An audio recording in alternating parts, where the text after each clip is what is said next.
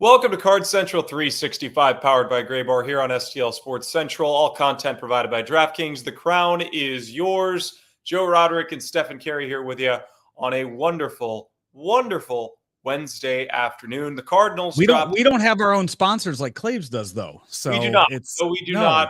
We're not quite as important or as good looking as the most eligible bachelor in St. Louis, Mike Claiborne. We both have better hair than he does. That's yes, but that would be like you and me competing for who is a better radio broadcaster on the St. Louis Cardinals team. Of course, he's going to win that battle as well. Right. So, we love Clabe so much, and it's so great to get him on the show. It's great that he's sponsored as well. But we've got most of our promos out of the way early on this one. Joe, last night the Cardinals fall to the Dodgers 12-6.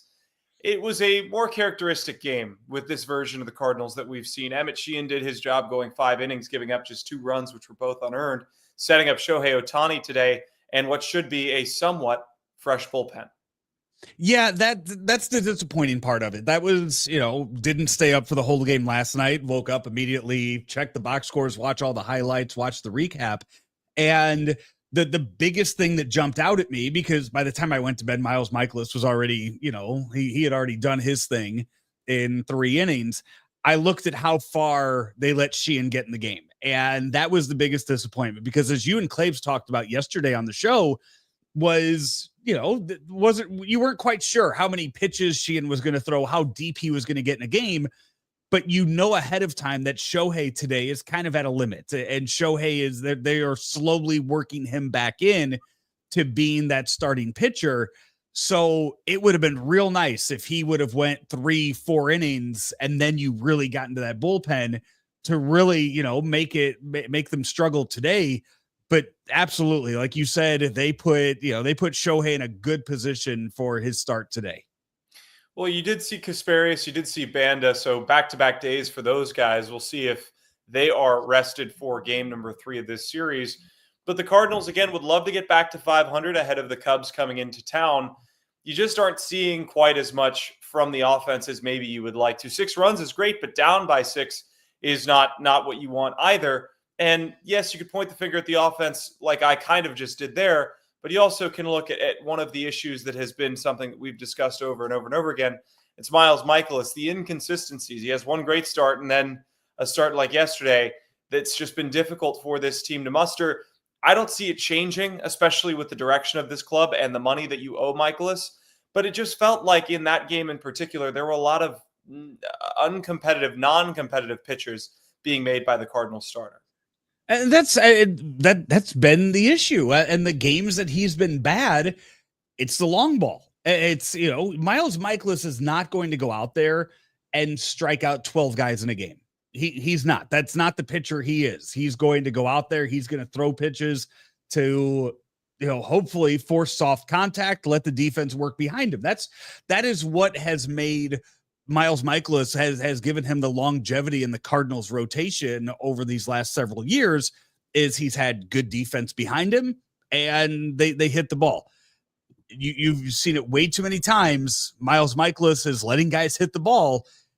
They're just not in a position to be caught at the end of it. I mean, they're going over the wall. And when that happens, Miles Mikolas is going to have outings like it last night. And it's going to cause questions of, can you do this the final 2 months of the year? How much longer, how much of this can you withstand in letting Miles Mikolas go out there and pitch that way? Yeah, it is a very good question. Now, the question that has been raised on social media is who would you have replace him? And I think there are a number of ways you can look at it. Is A, you don't. B, you look at somebody on the current roster and Kyle Leahy who has starting experience. Or C, you expedite one of those pitchers from AAA. I think that one of the options is more likely than the others, and I think it's that Miles remains in the rotation and that you don't send him out to the Wolves in the last 2 months of his contract with the Cardinals, because he has pitched well for this organization, and I think that he has earned that much. Yes, it's been a struggle the last few years, but he's been there. He's eaten up a lot of innings. I think that's what they end up going with, because loyalty is something this organization is known for. I think the second best option is to give Kyle Leahy a look. He's got a starter's arsenal. maybe that's something that we can look at from him moving forward, is he could move into that Steven Matz role from this year, next year, because there are going to be some young starters entering the fold.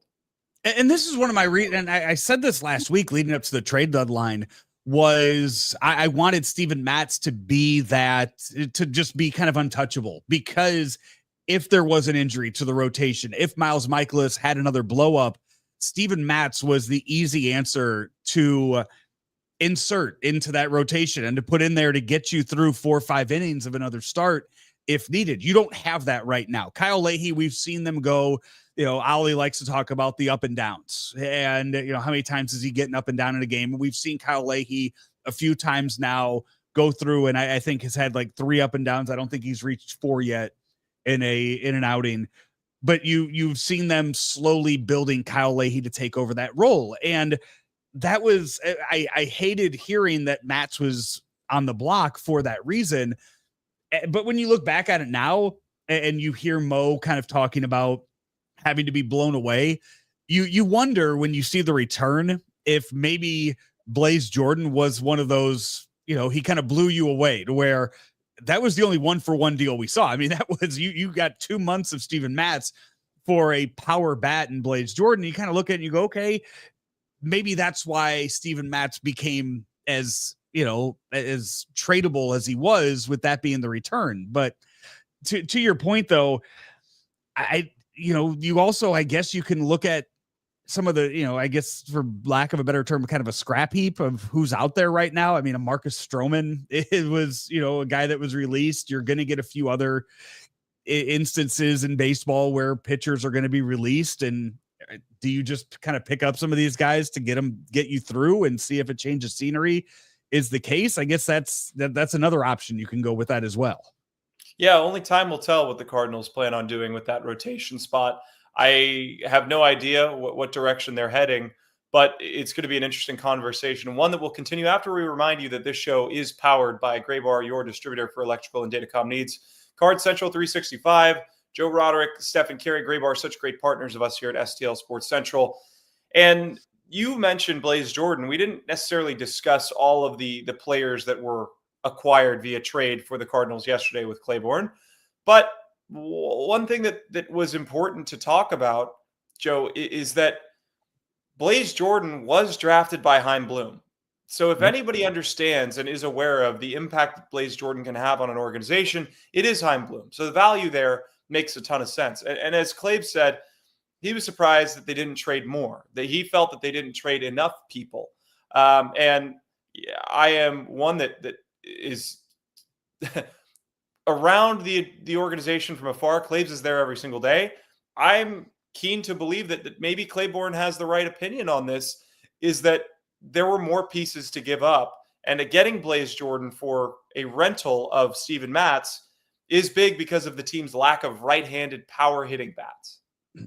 The last time that Chris Pelican and I sat here for the trade deadline show, we were on the air as the deadline approached, as it hit, and as we saw trades trickle through. And I said it from that moment that I was fine with the guys they traded. I was disappointed they didn't trade more, because when you look at it, and you still look at it, even after the weekend's done, and you look at everything, the way the team is kind of built right now, tell me what the door is, what the window is to get JJ Weatherholt in the lineup every day. They didn't create that. Nolan Arenado going on the IL for who knows how long, I still don't think opens that up. You still needed to trade. It feels like another piece, like Nolan Arenado going away or not being a part of the team next year. It makes it possible. Sure. But there are still too many roadblocks in place for JJ Weatherholt. And I think you kind of pointed out yesterday what Katie Wu tweeted out was that the best place for JJ Weather, the way that he impacts you is being in St. Louis. Like, you get him up here and you figure it out after that. But right now it's one of those where, yeah, absolutely. You get him up here, you put him in the lineup, and, screw whoever's feelings are hurt by not being in the lineup every day. But JJ Weatherholt's proving himself now in Memphis. give him that opportunity as opposed to just a bunch of guys hitting in the 220s right now and just kind of struggling their way through this runway. And what it does is it reduces players to being bench bats or platoon players. Thomas Saggese at the beginning of the year had to play every single day. He was as hot as anyone on the Cardinals when he first came up. And then you send him back down. He's even hotter at AAA. You bring him back up as a bench piece, and he's been struggling ever since. Yep. So even if you trade guys, you're not necessarily getting the exact value back that you think.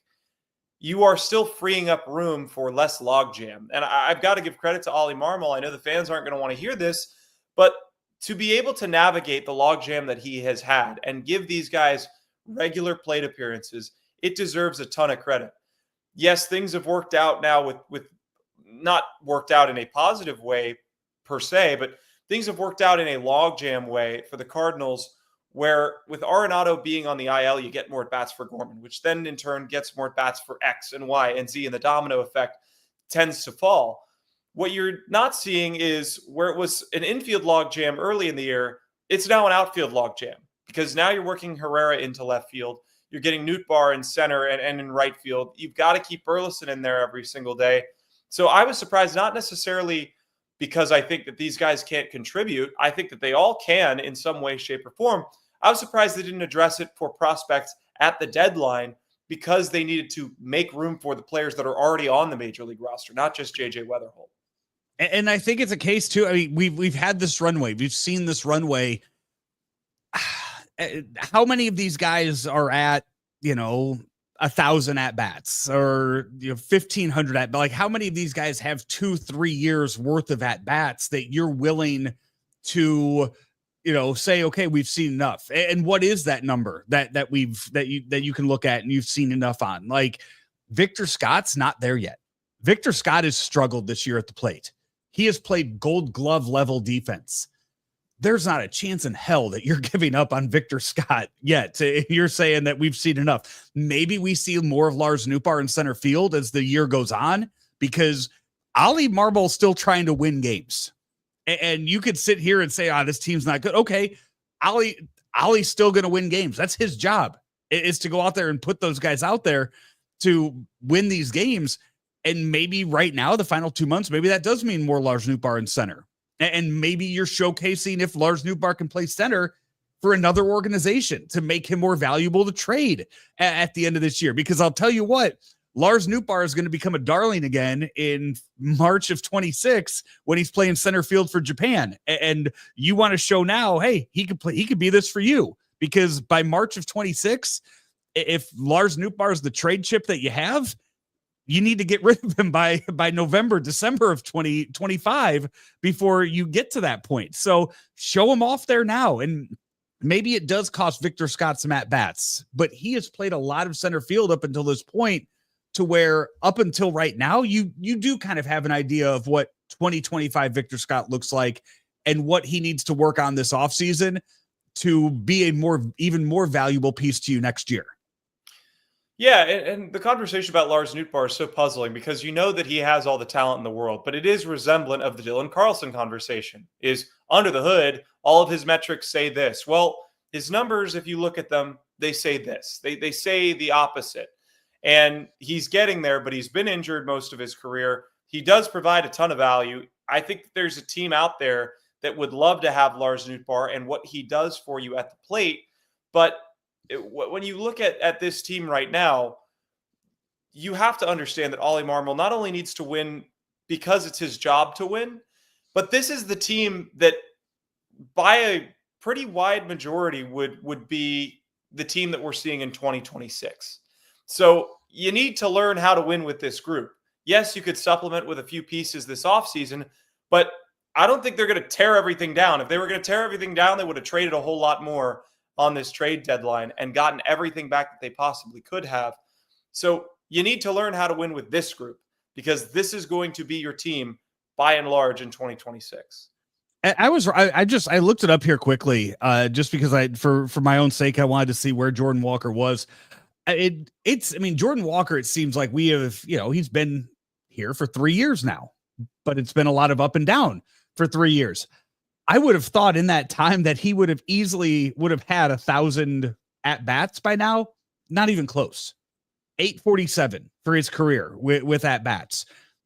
You cannot say that you know who Jordan Walker is with that little at bats. That's not a whole lot of at bats for an everyday starter. That's less than a year and a half of at bats for a guy that's going to start 150 games a year for you. So there is still so much to find out with a guy like a Jordan Walker, who, again, I get it's frustrating. Like he was 9th in your order yesterday. A guy like Jordan Walker, when you see what he has the capabilities of doing, it's crazy to think that he'd be a number 9 hitter in the lineup. That's just where you are right now with him. Yeah, I mean, he's OPSing, I believe, under 600, 594 for 594, the OPS yeah. for Jordan Walker, which is not at all what you want.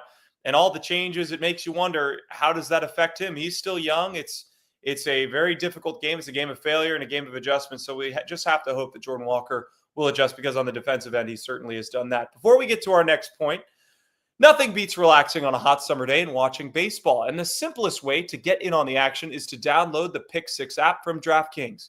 It's crazy simple. Just pick more or less on the stats for 2 or more of your favorite players, and boom, you're in the mix for big cash prizes. Pick 6 is available right here in Missouri. Don't miss out on the fun. Don't settle for a smaller payout. Switch to Pick 6. And right now, new customers can get $25 in bonus picks with their first deposit of $5. Download the DraftKings Pick 6 app now and use code STL Sports. That's code STL Sports for new customers to get $25 in bonus picks with their first deposit of $5. Better payouts, bigger wins, only with Pick 6 from DraftKings. The crown is yours. Gambling problem? Call 1-800-GAMBLER. Help is available for problem gambling. Call 888-789-7777 or visit ccpg.org in Connecticut. Must be 18 and over. Age and eligibility restrictions vary by jurisdiction. Pick 6 not available everywhere, including New York and Ontario. Void where prohibited. 1 per new customer. Bonus awarded as non-withdrawable Pick 6 credits that expire in 14 days. Limited time offer. See terms at pick6.draftkings.com/promos. So we've talked a lot about the struggles at the plate for some of these young guys. And Joe, you were writing to me about all the statistics on maybe the big 3 that was expected for the Cardinals. Win 1,098 career at-bats. Victor Scott, 479 career at-bats at the major league level. And Jordan Walker, just over 800 at-bats at the big league level. I mean, this is just crazy to think about. These guys are so young and have so much talent that needs to be unlocked that you can't give up on them. And I'm glad that the organization has it. Now, looking at some of the other guys that have more at-bats, Gorman has struggled, but since you've gotten him everyday playing time, he started to turn the corner a little bit, hitting right under 730 OPS in the upper 220s. That might be who Nolan Gorman is. Nolan Gorman might be a 240 hitter that's going to strike out 35% of the time, 30% of the time, but could get you 35 home runs. Whether or not you're okay with that remains to be seen. In this lineup where you have no power, you've got to be okay with that. If you look at why some of these guys might be struggling, it also probably has to do with lineup protection. You, on any given night, have 2 to 3 players on the team that can get you a big RBI. Right now, you're looking at Burleson, Contreras, and Herrera.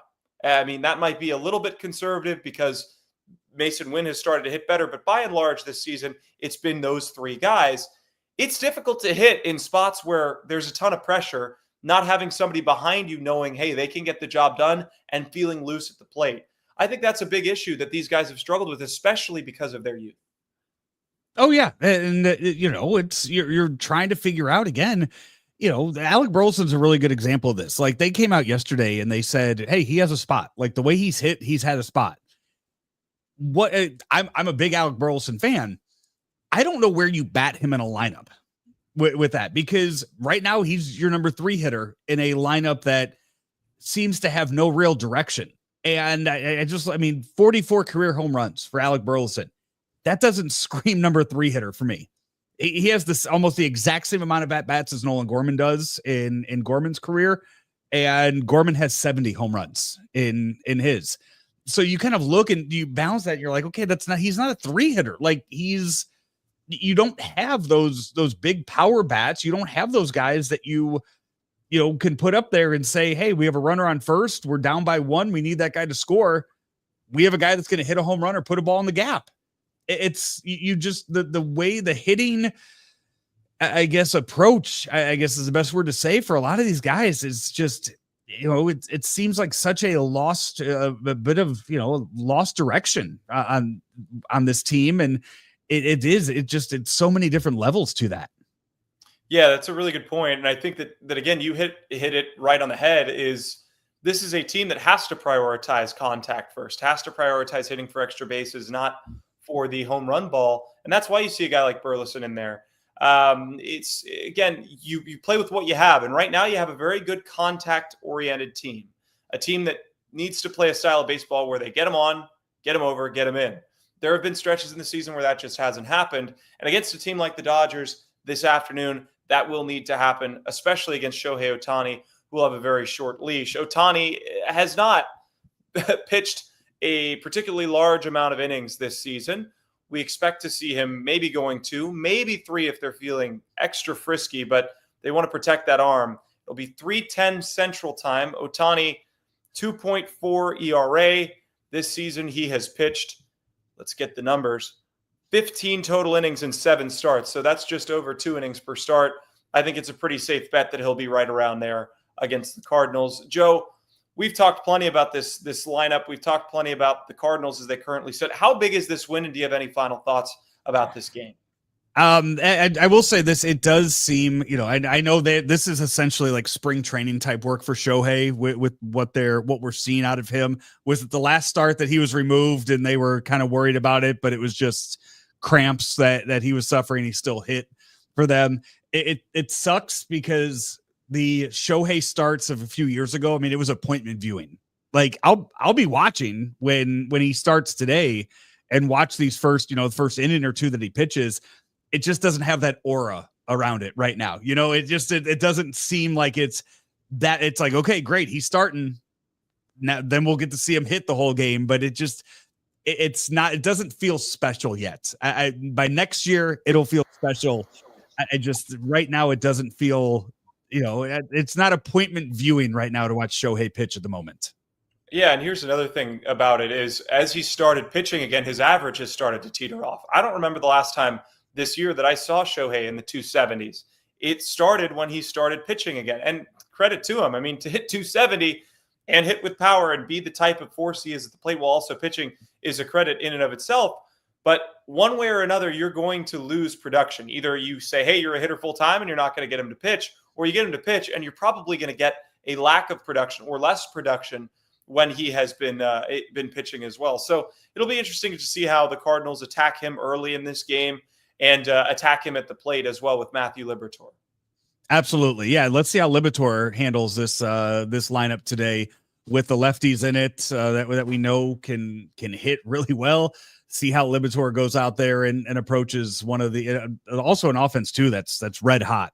When you look at what Muncy and Hernandez did last night in the game, just all through the line. I mean, Mookie Betts, that's one of those where you wish him the best of luck starting Thursday, and he got you on Tuesday with a 3-for-4 game. But like you mentioned it, and I know Claibs, I think, feels the same way, that Mookie Betts is a guy that when he's playing well, it's probably good for the game of baseball. Yes, but absolutely. You just don't want it against you. No, absolutely. And one of the good guys in the game of baseball. The lineups, we'll bring the lineups to you. It'll be the final thing we cover on this show. Donovan leads off for the Cardinals. Ivan Herrera bats second. He's the DH. Burleson at first. Nootbaar will clean up and play left field. Mason Wynn bats fifth at shortstop. Nolan Gorman sixth at third. Jordan Walker seventh in right, with Pages and Scott rounding out the order. And for the Dodgers, Shohei will pitch and will be the leadoff man for the Dodgers. Betts bats second. Will Smith third. Freddie Freeman in the cleanup spot. He's been hitting a lot better of late. Certainly a lot better than the last time the Cardinals saw him at Busch Stadium. Teoscar Hernandez bats fifth. Andy Pages sixth in center. Miguel Rojas at second base bats seventh. Alex Call in left field will bat eighth. And Alex Freeland is the newbie. The switch hitter will play third base and bat ninth. So those are your two lineups for the Cardinals and the Dodgers. Going to be a fun one. Dodgers trying to get the season series split against the Cardinals. Cardinals trying to win the season series against the Dodgers. With a win today, they'll do just that. And then Cubs this weekend, hope to see Busch Stadium nice and packed this weekend for those games.